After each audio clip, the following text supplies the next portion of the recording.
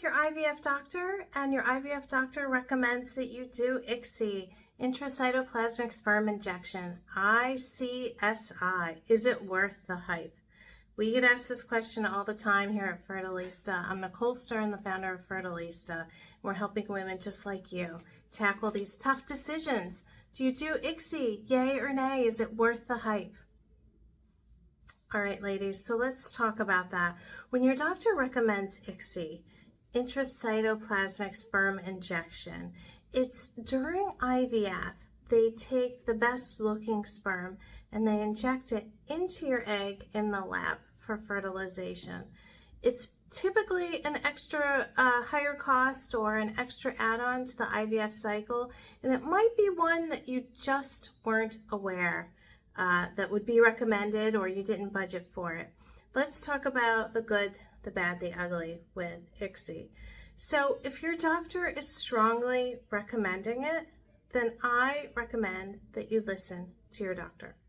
The reason why this is important is, let's imagine you go for your first IVF cycle and you do the injections, you go in for retrieval, you wait for the phone call from the lab, and you get the phone call. I'm so sorry. The lab tech on the other end of the phone says, I'm so sorry, but none of your eggs fertilized. So what does that mean? It's crushing. It's gutting. It means that without ICSI, your eggs went to the lab. Each one went into, let's say, a petri dish. They put your partner or donor's sperm into that dish and nothing fertilized. You did all that work. It's very upsetting. But let's say you did your retrieval. You had 3 follicles retrieved, or 4 or 6 or 8 or 10. They did ICSI and you get the phone call. We had 9 out of 10 fertilized, or 10 out of 10. 7 look good. 4 or 5 went to blast. That would be a completely different phone call. I think that if your doctor is recommending ICSI, you should do it.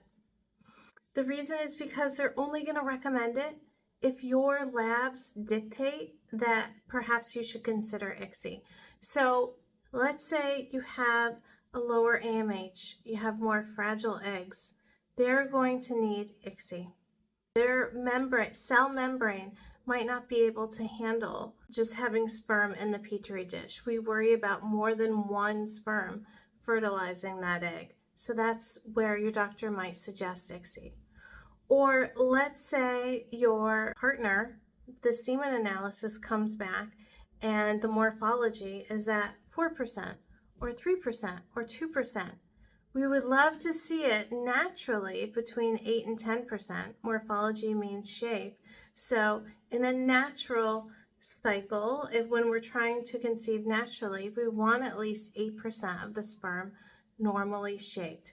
In IVF, 4% is passing, but still, that's not fabulous. So your doctor might recommend you do ICSI. I recommend that you do it. You don't want to get this far and have that phone call, because we've seen it happen to clients. So it's something to consider. If your doctor says to you, we've looked at all your labs, we've looked at your partner's labs, nothing indicates that you should do ICSI, you might want to do it anyway, then I would give a pause. Then I would really look deep and say, do we want to spend money on this? Or are we willing to see how far we get in that first cycle? So if your doctor says, there's nothing here that indicates that you should, but sometimes we routinely do it, then you want to listen to your own counsel and think about what you want to do. Sometimes finances, resources dictate that you hold back, right? Or sometimes it's more just worries around what are the other consequences on doing ICSI. So I ask that you take that under advisement, really think about what your doctor's recommended, and I wish you all the best. I know you'll make the right decision, and just know that you should just keep going. Listen to good advice and just keep going. You will get there. I'm Nicole Stern, the founder of Fertilista, and I look forward to connecting with you.